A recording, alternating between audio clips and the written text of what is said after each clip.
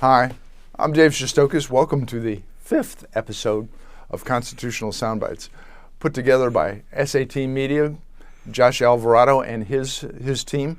We're so blessed to have them be partners of this constitutional education project, built off and developed from my book called Constitutional Soundbites. Constitutional Soundbites has 150 questions and answers about the Constitution in it. However, as I've discussed on previous episodes, when you write a book or you write things in a book, most of you probably have a similar experience, whether it's writing a paper for school or putting together a report for work, you know a whole lot more than you're able to put in that format for that situation. So we're exploring the 150 questions that are in Constitutional Soundbites, and hopefully we're going to give some additional background on each of these questions, and hopefully it'll motivate you to go perhaps get a copy so that you can follow along with us as we continue this journey through the Constitution of the United States of America.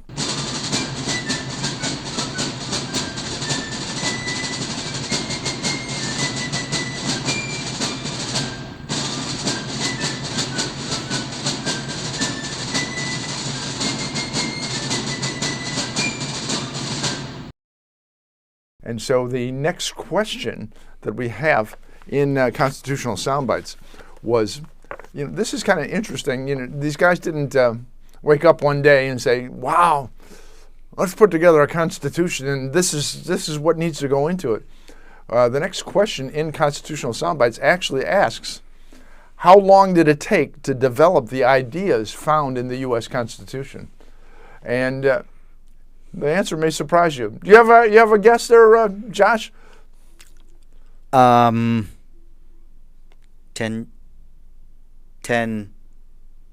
what? 10 years. Well, I think we're going to be beyond that because, of course, the Declaration of Independence was 1776, and they're working on the Constitution in 1787, which is that's only 11 years from that. But the things that we can actually trace the concepts in the United States Constitution back almost 2,500 years. These guys were students of politics and history and the great thinkers through the time of humanity. There was a fellow by the name of Polybius who was a historian. He was Greek, but he was a historian of the Roman Empire. And the concepts of a republic, that is, the concepts of a representative republic, were something that you can trace to the writings of Polybius that got translated into some action during the period while Rome was, in fact, a republic. At least it was a representative republic in some ways, but it was a small oligarchy that chose the representation. But you can literally trace the ideas in the Constitution back almost 2,500 years. Oh, wow, I did not know that.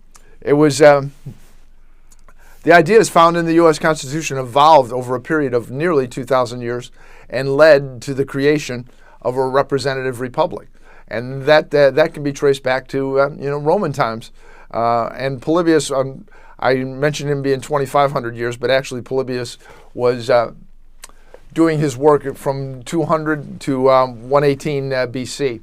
And so it's more in our time at the moment. It's like 2,200 or 2,300, close to 2,300 years, almost 24. But back in 1787, that's 250 years earlier. It's a tad under 2,000 years that the ideas that ultimately got expressed in the U.S. Constitution were in development through human history.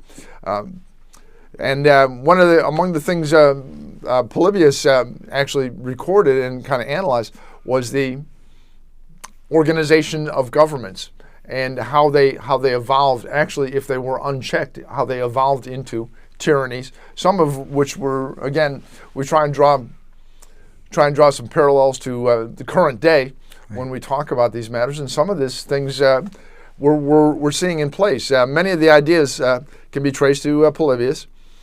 He lived during that time we mentioned, but he talked about government organizing three principal forms of government existed at his time. He said the monarchy, which was ruled by one, aristocracy, ruled by a few. I've called it an oligarchy and other other circumstances and other times here. And democracy, which is what they call majority rule. That is 50% plus one sets the rules for everybody else, 49%, or 49.999 minus one. Those were the three forms of government that Polybius studied almost 2,000 years before they wrote the Constitution. And James Madison and the rest of the founders were steeped in this kind of knowledge, how governments had gone over time. And Polybius talked about the various advantages or disadvantages of these forms of government. And he indicated through his study of history that monarchs became tyrants, because that goes along with the concept of power corrupts, and absolute power corrupts absolutely. Right. That's consistent over time. That idea is not new. It's not new. It's not new to it wasn't new to the founders. It predated the founders by a long time. Aristocrats. This is kind of where we're at now with these bureaucracies who are kind of aristocrats in some ways, because they get to make rules and pass things that have the force and effect of law, even though they're not our elected representatives. But aristocrats did little but secure their own privileges. And that's often what's going on with what we consider to be bureaucracies. They do what they need to do to enhance their own power. They see to it that when they submit, if they get a budget from the government, they spend every dime to make sure they get the same budget, and then be able to come back and say, we need more, right? They don't say that there's no bonus for a bureaucrat or an aristocrat for returning money to the public offer. There is, but that was something that was understood 2,000 years ago. It's not just understood now. And so that's that. And so those are things about Polybius would also predict that the monarchs and the aristocrats would become the idle rich, and you have those guys, everybody sitting around popping grapes and drinking wine and engaging in what many people would consider to be immoral activity, or actually activity that hurts other people in a significant way. I'm not passing judgment, but that sounds like kind of the society or the cadre of people that Mr. Epstein, Jeffrey Epstein built. When you talk about the idle rich, the folks that got put together and worked the system in a fashion that did not produce anything to benefit the people, but rather manipulated the system to benefit themselves, and then of course went out and bought islands and whatever they did on that island. I don't have any particular inside knowledge, thank goodness, of what took place, but that's kind of Polybius predicted that 2,000 years ago, that these kinds of things would happen if they're unchecked. And then the last thing that Polybius would talk about, and that, again, the founders were educated in this idea. Democracy. Democracy was known and referred to by the founders in kind of a pejorative fashion, basically as mob rule. If you have 50% plus one, you're being ruled by a mob. Right. You're not necessarily being ruled, because if they can impose their will, that's the general thing that they will tend to do, and they will not look out for the rights of minorities. And when we talk about minorities in this setting, we're not talking about gender, we're not talking about race, we're not talking about the color of somebody's skin, we're not talking about their height or their weight or the other physical descriptions. We're talking about minority of thought. We're talking about people who believe differently than the majority.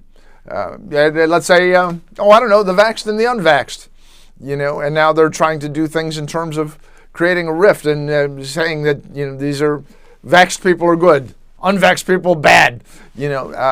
That's what happens when you decline into a minority or majority rule of pure democracy, which is why the founders put together a system that was made to temper. There's a lot of built into the Constitution. There's a lot of what we would consider anti-majoritarian mechanisms. Clearly, the United States Senate is anti-majoritarian because the people in Rhode Island get 2 senators and the people in California get 2 senators. It's not made to be majoritarian. It's made to represent a particular community rather than a couple of, rather than a major demographic group. It's a particular thought minority is what it was intended to become. And of course, we did away with that. And one of these days, we'll talk about the devastation that the 17th Amendment has done to the country. That's kind of, I think in media we call that a teaser. Yeah, we'll get around to the 17th Amendment and how the 17th Amendment is influential in the destruction of the country. But so they date back their study of these matters in how they tried to construct this government to. And in their writings, they certainly refer often to Polybius and a lot of guys that came in the interim after him, all the way up to Montesquieu. Montesquieu being practically the contemporary. Montesquieu's Spirit of the Laws, which was a very influential publication that they used, was actually published in 1748. It's only 30 years or so before the Constitution was written, and that had a lot of influence. But that's the beauty, and that's the unfortunate thing. Of course, we do not teach history any longer, and the problem with not teaching history is that, of course, you're doomed to repeat it if you don't learn it. And so we're going to try and help people to avoid the mistakes and hopefully some of these discussions will talk about why history is important. That we need to understand history so that we don't make those mistakes, and that's among the issues that the founders understood while they were doing it. So the Constitution framers read Polybius's writings. They tried to avoid the problems he described when it came to creating the American Republic, and they created the American Republic nearly 2,000 years after Polybius talked about the problems with a monarchy.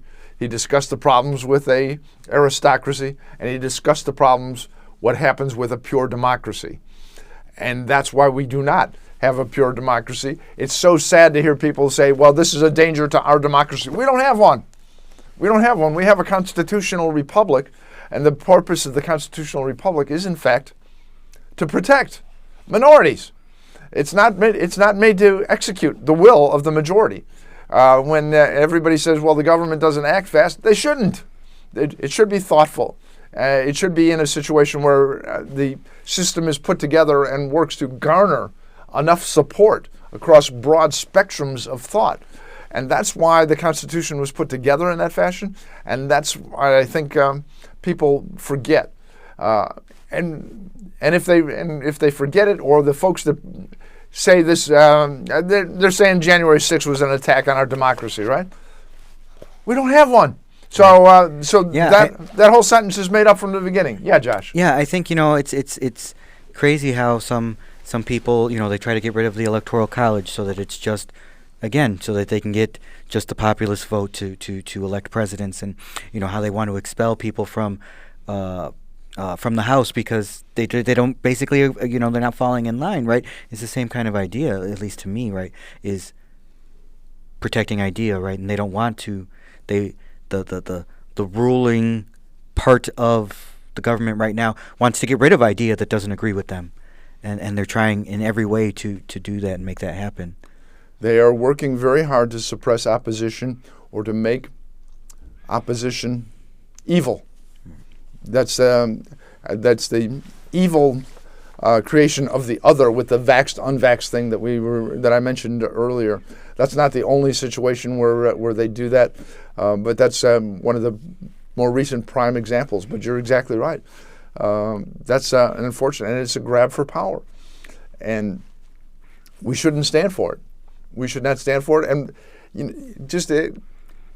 the people, generally speaking, need to understand that when you do something that discriminates against a particular person, you're setting it up so that the government at some point in time will be able to discriminate against you. Right. There's interesting thing about individuals and individual rights, a general concept. And the fact is that the smallest minority the smallest minority in any situation is, in fact, the individual. And if, in fact, you oppose the rights of the individual to exercise their rights, you do, in fact, oppose minority rights. And I think that's a pretty simple concept, and I would think that that's one of the things that they learned, that they had put together, that they tried to build into the Constitution, was the protection of such minority rights. It's not meant to be a democracy, because a democracy is in fact dangerous, because it is in fact essentially a mob that can impose its will on the whole rest of the people. The system's put together to have it sort of be a sausage maker. People say you don't like to see the sausage being made, right? That kind of thing. It's designed to be a sausage maker where a whole bunch of different stuff goes into the top, and then it gets ground up among all the various people and various ideas, and in the end, it comes out in a tube, and is something that we agree to operate and organize our lives around. And that's what it's supposed to be. It's not supposed to be governed by a whereas, and it's not supposed to be 50% plus one. That's really dangerous. We have Ben Franklin on the cover of the book. One of Ben's famous quotes on the subject of democracy, and he said, "Democracy is in fact two wolves and a lamb getting together to vote on what we're going to have for dinner." The two wolves vote that they're going to have the lamb for dinner. Well, the lamb's gone. Right. And this is the danger, and why this is not structured as a democracy, and it's worked pretty well in protecting other people's freedoms, not only other people's but all of our freedoms. But we have to understand that that's why these things exist, and from time to time, because it exists like that, you're going to lose some. You're not going to win everything, but you should understand that you're not going to win everything. On the other hand, the balancing factor is, if this is operating the way it should, you're not going to lose everything. Right. And if it's not operating the way it should, you run the risk of losing everything. So that's based, and this has gone on for now. Now we're talking about 2,400 years. Back in 1787, it was only 2150 or so, because 250 years have passed since then. But these are immortal, eternal truths about human nature. Human nature doesn't change. And one of the other problems is that when people say, a bunch of rich old white guys writing a document 200 and some odd years ago that has no application to us today. No, there's actually eternal truths about human nature and how humans operate, how they relate to one another. And another interesting thing about the Constitution, in that same regard, in terms of balancing things off, there's not an assumption that people are basically good. There's an assumption that people are basically self-interested and self-serving. Right. And it's to protect each of us from doing something to the other people because of our tendency to be self-serving and executing our self-interest. And so it's designed to protect us from each other, and also to resolve conflicts that we have. So this is why, that's why we study history. We'll go back to the 2,000 years of this all developing.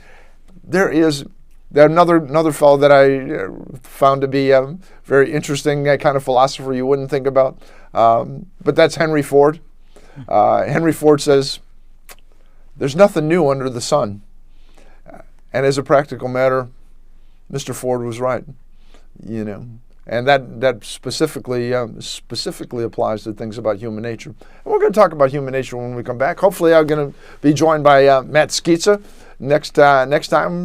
We'll be enjoying that, and he'll be along. I hope Matt feels better. And thanks so much again to Josh. Thank you. And his team here at SAT Media for working to put this series together, and I hope it's helpful to all of us. Thank you.